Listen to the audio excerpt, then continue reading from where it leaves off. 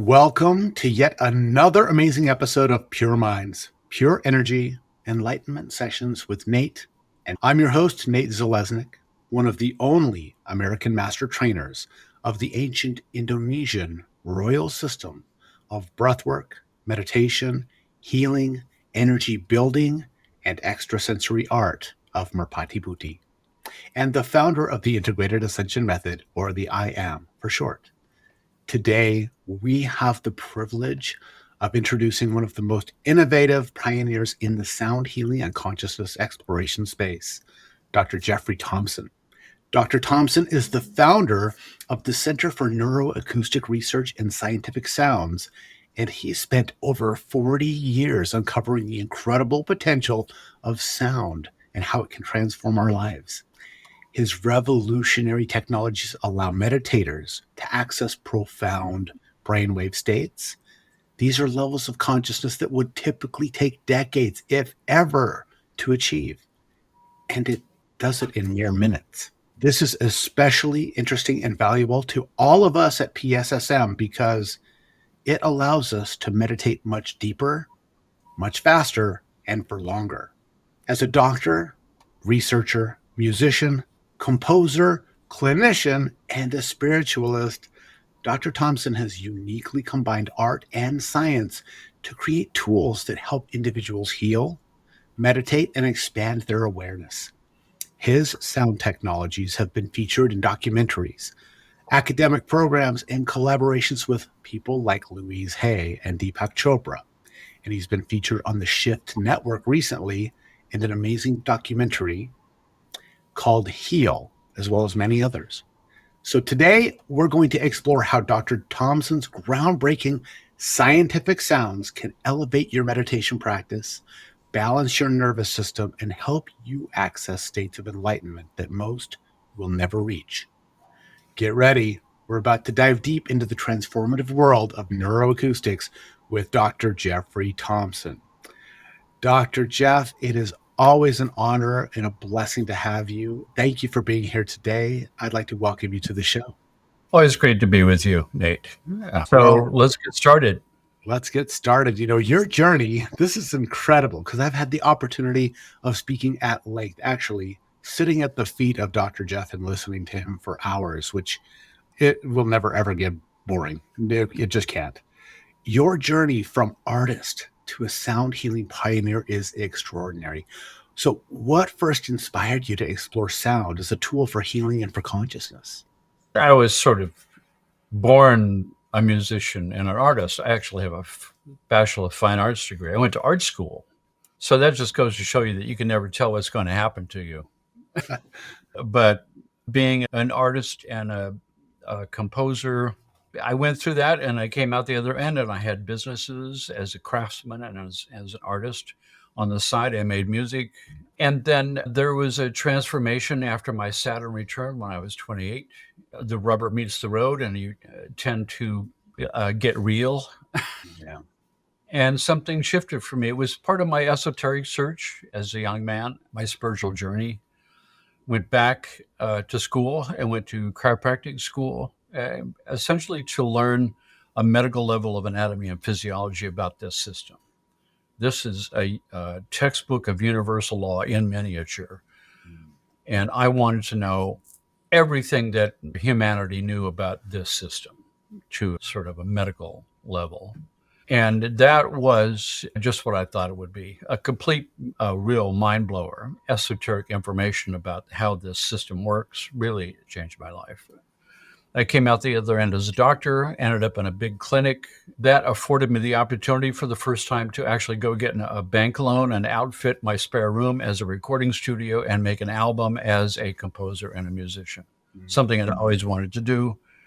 But that decision itself became another life changer, because in the context of that recording studio, I began to start thinking of using sound as a healing tool, because now I'm in this big clinic doing all these holistic techniques, and my brain is sort of wired all together now. It's all mixed up as a musician and an artist and a composer and a doctor and seeing patients and in a big clinic, and somehow it all kind of wove together. And I had this big clinic to bring these new technologies that I was developing with sound and healing the body through direct resonance, frequencies for making chiropractic adjustments, cranial sacral work with sound waves, stimulating organ function and rebalancing organs with sound waves. And then when it became to the brain, let's rebalance the brain with sound waves.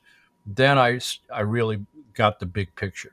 And the big picture is that the internal physician is within you. There's a biological organic intelligence inside of each of us that knows how to grow our body out of 2 cells, differentiate all the tissues into what I am, and then make it all run on automatic without me thinking about it up here. And the center of where that takes place is inside the center of your brain in a place called the hypothalamus. That is where the autonomic nervous system resides. The sympathetic, parasympathetic, fight or flight response, and the digestive relaxation response. If I'm not, fighting for my life where the sympathetic is on, pulling all my energy, and if I'm not digesting my food with the parasympathetic on, pulling my energy, if I'm not doing those activities, those should be neutral, zeroed out in a state called homeostasis. And that is really the key to healing, and it's recognized worldwide in medical circles and scientific circles that stress is the ultimate cause of disease. But that's not really true. It's the lack of the ability of my stress handling system to handle the stresses coming at me. Once I reach a point where I can't do that anymore, then the sympathetic sort of gets stuck in the on position in this emergency mode where the stresses are bigger than me and I'm in a survival mode that I'm stuck in and I can't get out of. And then nobody's managing the store anymore, and the internal physician program can't engage because the reservoir is empty into my muscles to fight for my life. That is the cause of disease.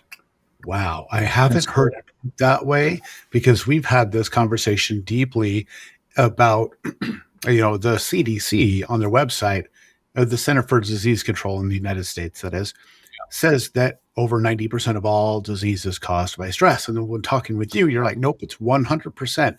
But you just gave me a really important distinction that it's not actually the stress, because think about it. It makes sense. Just let's say you work out. If you're stressing your muscles, they're going to grow and get bigger. If you put too much weight on there, you might tear your tendons and you're not able to do that. And so that makes total sense. So everybody, I hope you got that it's not just the stress, it's how your autonomic nervous system can handle that stress. So, I'm going to take a little segue here, because you just reminded me of something that you said when I was at your house, that you help people turn their nervous system into like Arnold Schwarzenegger, as far as their strength and power and ability to handle stress. That is such a really cool image. Every time I lift weights, I'm like, oh, I'm Arnold. I just think that's amazing. Tell me. So if you see where this is going, the innovation that we've come up with is how the global medical and scientific community recognizes that stress is the cause of disease. How do you measure that stress? So the gold standard worldwide is heart rate variability. And heart rate variability is a measurement of heart rate information plugged through mathematical algorithms. And what pops out the other end is a window to see through the heart information into what the autonomic nervous system is doing on a computer screen. So now you can see the sympathetic and parasympathetic and see what their balance is. And you can do some simple neurological tests to see if it's functioning normally. My innovation is I have developed and have a patent on the most advanced heart rate variability system in the world. It's a real-time system instead of a snapshot. So it's like the difference between an MRI and a fMRI, which is functional MRI, like the movie. So we're seeing the sympathetic, parasympathetic live on the computer screen, moment by moment, updated every second. And now we can watch the living sympathetic, parasympathetic autonomic nervous system in its functional mode, real time. And that puts us in a position to measure if it's able to reach this homeostasis place, which is the normal state, or if it's stuck in this fight or flight mode. And when it's stuck in a fight or flight mode, and we have clinical confirmation that, yes, you have this condition, you have the condition that is recognized as the cause of disease, then our other innovation is, what do you do about that? Because there's not a lot of research and there's no funding for anything like this in the medical system because there's no pill. Yeah, exactly. There's no pill that can bring this back, so therefore there's no research dollars thrown at it.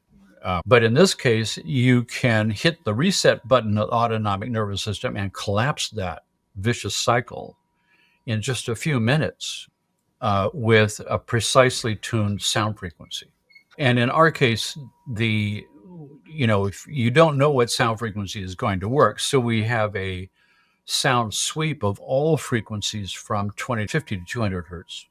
And as it's slowly moving, you can watch the autonomic nervous system responding as the sound gets closer and closer to the one that works for you. So we're using this high technology approach to show us what frequencies to use that balances your nervous system. And once you've got the nervous system in this point, this is the zero stress point where the master control system that tells all systems what to do. And only when this is present is all the energy back in the reservoir. And the internal vision program is now back in place, monitoring all my systems and sending the signals out to keep everything balanced. But it's also the prerequisite point for the deepest states of meditation. That if you think about it for a minute, if you're trying to meditate and you have a fight or flight response going on over here, and you're running a vigilance program because under the hood, your animal part is thinking that it's under threat, how are you supposed to get to the deepest places of meditation under that condition? It's not possible to do that. You can get to a certain place, but you're fighting against forces that are extremely large in your system, survival forces. My system feels like it's under threat to its survival, and it's running this program.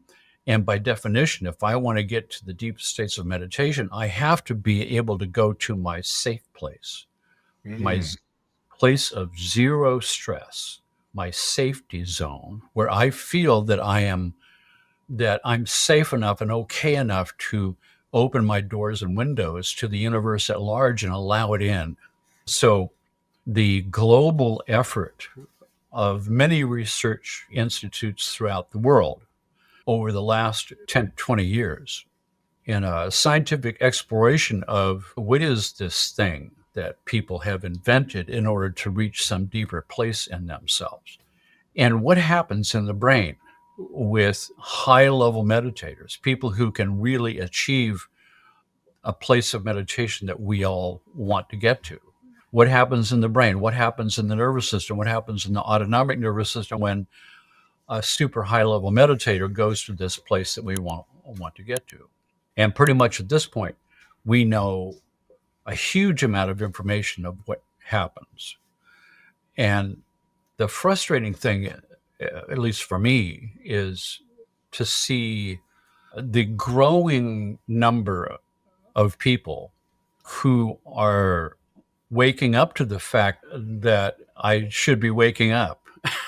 Yes, absolutely. On the journey of self-exploration and reawaken the magic of being alive and being alive in a natural world, in the natural universe, and getting a clear definition of the place where the natural universe unfolds according to natural law. And then we have man-made structures that don't obey those laws. Right. Those structures and the electromagnetic fields and the fumes and the poisons in your food and the 6 o'clock news cycle and politics and traffic jams and all the rest of it is so unimaginably abnormal that our body was never designed for it. Our body wasn't designed for these kind of levels of constant multi-layered stresses coming at us that are throwing us off balance. And when we look historically to see what have people come up with as a technique to break through the illusion of the sort of brainwashing in my mind of what I think it's all about, as opposed to what it really is all about in the present moment, we realize that meditation is the technique that people have used. And historically, over thousands of years, all these different cultures that existed parallel to each other on the earth for thousands and thousands of years, back into prehistoric times, came up with techniques to reach this place, unique meditation type of practices, because they all existed in a vacuum in relation to each other. Nobody knew anybody else existed. Everybody came up with their own solutions.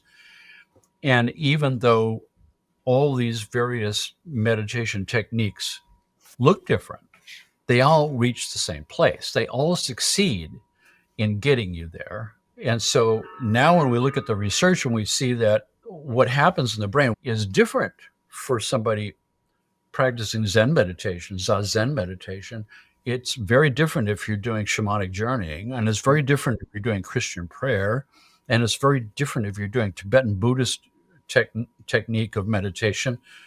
Each of those different types of meditation growing up in different parts of the world have a completely different kind of pattern of brain waves and a different state that opens the same door to go to the same place.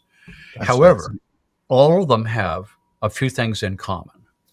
Number one, that there is a certain brainwave frequency associated with that, but underlying it, there is a synchronicity of the two hemispheres of the brain. There is a synchronized something that happens throughout the brain that melds the right-left hemispheres. Now, we already know that state of synchronization of the hemispheres is a desirable state for all kinds of different things. It's the moment when the aha happens. It's the moment when the problem gets solved. It's the spiritual epiphany. It's associated with deeply desirable states of consciousness where the answers come together, where the flow state happens, things like that. And number two, that the autonomic nervous system goes into this state of balance, that homeostasis, synchronizing of the sympathetic and the parasympathetic nervous system, and synchronizing of the right-left hemispheres is a component that we see in every single type of practice that we've seen. So it seems to me that any kind of technology that could bring you to that state, whatever the brain frequency is and the type of meditation you're doing, that we could bring the hemispheres into synchronicity and the autonomic nervous system to its 0 point, its zero stress point, would be a prerequisite for any kind of meditation technique that you do. Now it's a question of what kind of technique do you do? And how can we magnify that? How can we bring a new 21st century science of consciousness expansion and take all the best things that we have known from the thousands of years in the past where people really had developed, and then we got distracted and this machine got left, and we now are depending on our technology, and our technology is killing us. It's destroying our planet. It makes sort of a poetic kind of justice that it would be 21st century technology to the rescue. Exactly where I was going with that. And to that point, your technologies allow meditators to achieve states in just minutes that would literally take decades of practice. And so for myself, for those of you who don't know much about me, if you haven't seen any of the other episodes, I used binaural beats and I used meditation techniques for 34 years, very religiously. Not as a religious practice, but meaning almost on a daily basis. Now, that said, once I had the opportunity to actually visit Dr. Jeff in Carlsbad, California at his Sky Lounge and experience what he was talking about with that heart rate variability monitoring system, looking at my autonomic nervous system and experiencing his sound technology that was finely tuned to my nervous system, nobody else's, just mine. That has been one of the most profound spiritual advancements in my entire life. And I've been at this for a while.